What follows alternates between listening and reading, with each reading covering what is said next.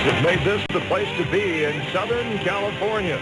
We're in Fontana, about 50 miles east of Los Angeles, west of Palm Springs, and getting set for the Napa Auto Parts 500. 43 cars roll off here in Southern California, the nation's second largest TV market and the largest automobile selling market in the United States. Chrome wheels. They sell a lot of chrome wheels out here. Ryan Newman is our Bud Pole winner here at California Speedway. So he'll be in the Bud Shootout along with these other drivers when we get back to Daytona next February. Since 1979, Budweiser's awarded more than $7 million as sponsor of NASCAR's Pole Award program. Here's our Walmart starting grid for today's race. Kurt Busch out there. How can an old guy like me pick a rookie like him to win the race? But I did. Another rookie, Ryan Newman. Right there with him on the front row, another rookie. Jimmy Johnson shares row 2 with veteran Dale Jarrett. 2 Hendrick cars in the top 5. Jimmy Johnson and Jerry Nadeau lines up 5th with Michael Waltrip. Tony Stewart there with Elliott Sadler. Dale Earnhardt Jr. and Rusty Wallace there in the 5th row. Casey Atwood, fastest Dodge in the field. Here with Johnny Benson. And if I was Michael and Dale Jr., I believe I'd have run my restrictor plate car here this weekend. The way they ran last weekend. Ricky Craven with Jeff Green. And Jeff Gordon, who's had so much success here, back in the 9th row with Steve Park. And at row 10, Kyle Petty and the number 2 point man, Matt Kenseth. Kevin Harvick and Mr. Excitement, Jimmy Spencer in the 11th row. Kenny Schrader, vote pink. And John Andretti back there in row 12. It's subliminal, pink. Yep, pink.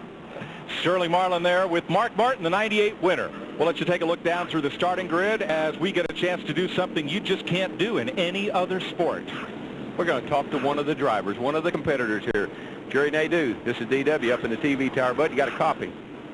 I hear you, DW. Hey, man, that's a pretty good place you're starting there. How's that hot rod? Pretty good.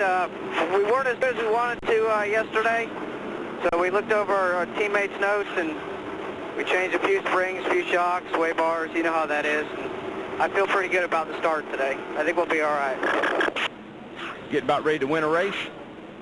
Yeah, it's been a while. Hopefully we can do it here in sunny California. Great day to do it. Be looking out these windshields going in these corners at 200 miles an hour, over 200 miles an hour. This track similar in shape, layout, designed to Michigan International Speedway, but as you'll see throughout the day, it races very differently. Very different. That's the only thing that's the same as that aerial view. Raw. Boogity in Southern California. We get all the fans to stand up and help me do that one of these races.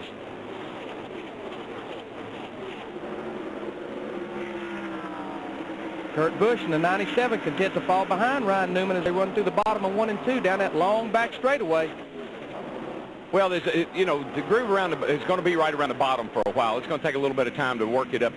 Although you see Newman is a little high there as he comes through 3 and 4, and that's going to open the door for Kurt Busch right on the inside there.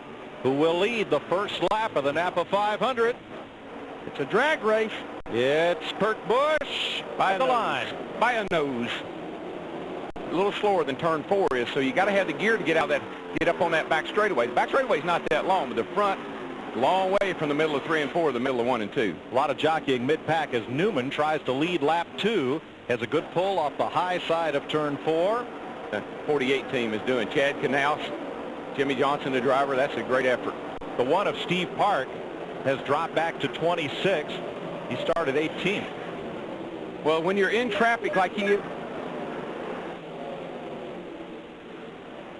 has had no luck after they've worked on the car like as much as they have his, apparently. Dale Jarrett for the lead on Ryan Newman coming off turn 4. And he wasted no time in putting that 88 car out front. When Newman he really run up high getting into turn 1, kept up off the corner. His car was extremely fast over the first 5 to 10 laps of the run, but then the looseness really started to go to the extreme. So they've made a number of changes before today's race. Now we're going to have to wait to see if those changes have cured that problem. 4, and it is 8 and 9 cars here, and I was this cat. He did a lot of steering. Thing jumped sideways on him. It looked a lot worse when I was looking at it. He had the side of it. I could read 31 on it. And Darryl, what happened there happens a lot. You almost run out of racetrack, and Brett Bodine. Prior to today, Jimmy Johnson is singing a pretty good song to me as he goes by here. Ooh, she's over there at 9, a heavy 9, maybe 950. That's out there by yourself. Now, if he was behind somebody, we'd see 9,200 because you get a little help down through there draft-wise. Now, he won't turn that much up the back. Probably see about 8,800 up the back. Because the back stretch is 600 feet shorter than the front stretch. What do you know about all this, Matt? Well, I'll tell you what, DW, he certainly doesn't need any more motivation to win what he would consider his home track. He came on the radio a few laps ago and said that his car is still loose, and Chad says it's tighter anywhere. He goes, no, it is loose everywhere. They are planning on pitting for 4 tires in about another 15 to 16. Robbie Gordon in the 31 car on pit road. We'll start to see a lot of the guys at special as well. He's from Orange, California, where you see one around over there. We stay green. Got a left rear. He's got a left rear tire down right there. Jeff Hammond. Gentlemen, what I've been watching right now is the 21 car started 7th today, and for some reason, listening to some of the conversation, his car has been extremely loose. Also, as we can see, he's got a flat left rear tire. He must have gone around trying to stay in front of the leaders, even though he's getting close to time to pit. I'm sure that was one of the concerns. He was just about ready to be lapped. Well, Jeff, I mean, the sun's out today. Here's what happened to Elliott Sadler. I think his left rear was down, and he just chased it up the racetrack. Did a great job keeping it out of the fence. 18. Elliott, all of a sudden he felt something. He felt something in the engine. And, I mean, he brought that thing off the racetrack. Stewart was running 6th at the time. Now, I hope he's not having one of those belt problems like his teammate himself apart. Go in here and he just gets up too high, a lot like what Ricky Craven said happened to him. And then all this stuff up in here, folks, that's just sand, dirt, rubber. Once you pick it up on your tires, you are out of control. The only thing that'll turn you and slow you down is that big old white thing on the outside there.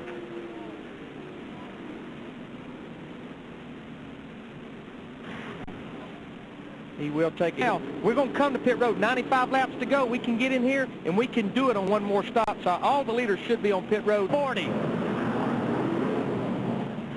Well, Dale Jarrett's not going to do that strategy. He's putting it. Come on, kid. Don't run him down in the gravel now. Just drive smart. Another hound dog done moved in the picture. That 48 car, Jimmy Johnson, we was watching the monitor while we were breaking. He has one of the fastest race cars. He's running 4130s. The leaders are running 60s and 70s. Steve Burns. Mike, Dave Blaney is as fast as the leaders. Everybody here in the pits was spotted. There goes 77 under the 28. He's been running out low line. Here's Kurt Busch making a move on the 88, 5 spot. You know what, too? The closer you are to the lead, suddenly the better you think your gas mileage is. Yeah, absolutely. Jimmy Johnson to the bottom on Dave Blaney. This is for 4th place. Turn 2.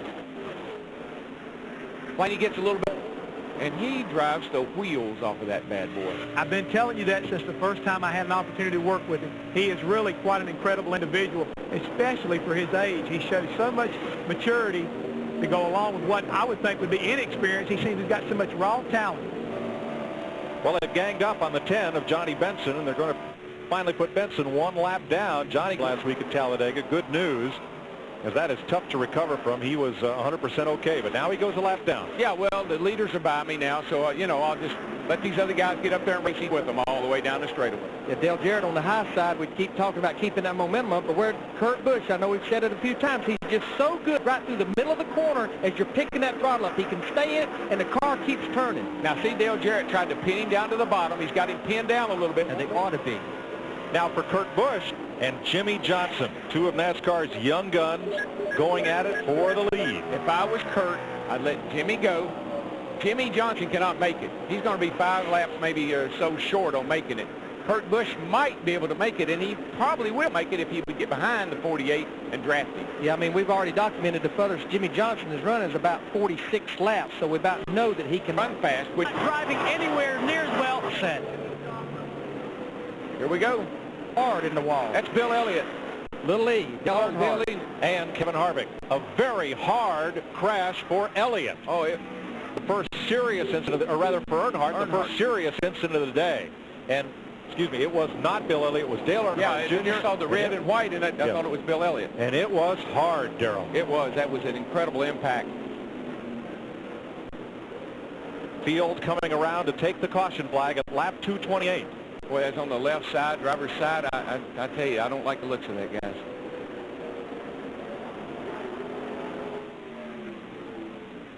The window net's down.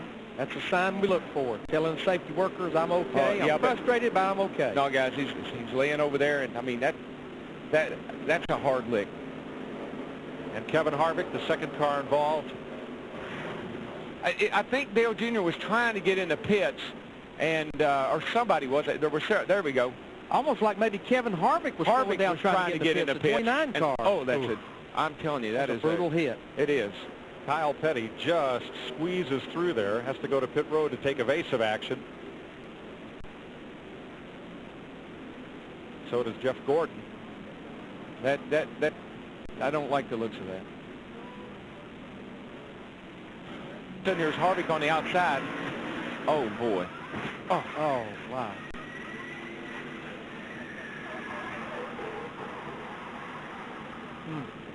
See his hands on the steering wheel. Both drivers got out of their cars and are now being taken to the care center to be checked over. Pit road. He didn't stop. The 48 stop, took no tires. Ricky Rudd, Kurt Busch, they took 2 right side tires. The 48 car could be the friend that the 9 needs because they're on equal tires. It wasn't that many laps to go. Bill Elliott was a lap down. Now he's leading this race with 14 laps to go. And on the inside, that chartreuse car is Greg Biffle, who is up to 12th in his first ever Winston Cup start. Kurt Busch didn't get a great restart there compared to the other guys. Maybe he's laying back and get a run off the 2 over here. Whoa! Boy, Jimmy Johnson got a run off the middle of 1 and 2. Bill Elliott didn't get no run at all. He's going to lose several positions on the backstretch. Jimmy Johnson, he has to lead at the end of the backstretch. Here comes Rudd and Busch on Elliott. These young drivers, Kurt Busch and Jimmy Johnson, they got to be smart here now. Use your heads. Where Jimmy Johnson is so strong is off of turn 2, but remember, we've been talking about that lower gear pulls him off turn 2. He actually pulled Rudd on the exit of turn 2. Kurt Busch gets in, and he's gonna be all right. 8 laps to go. When he gets right up on him, the thing takes off with him. That's that dratted arrow push. I knew he'd say it. 7 laps to go.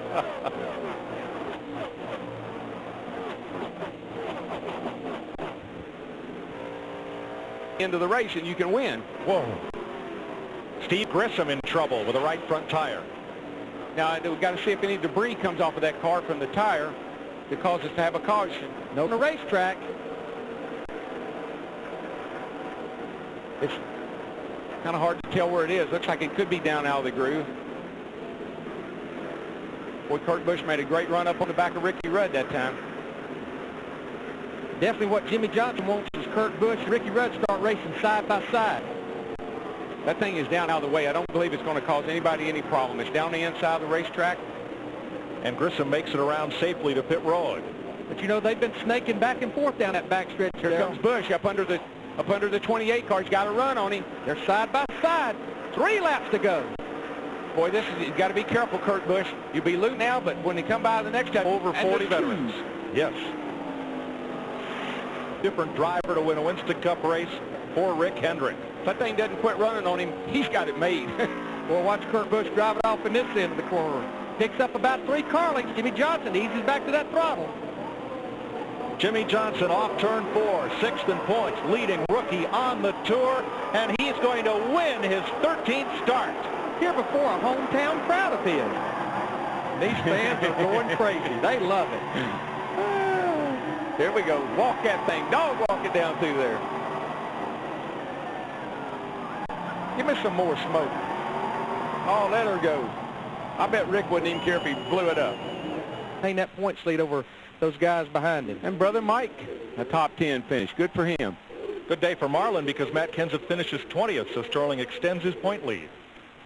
Semi-car owner Jeff Gordon, just a long day after that piece of paper on his grill. 33 cars running at the finish of 500 miles here in California.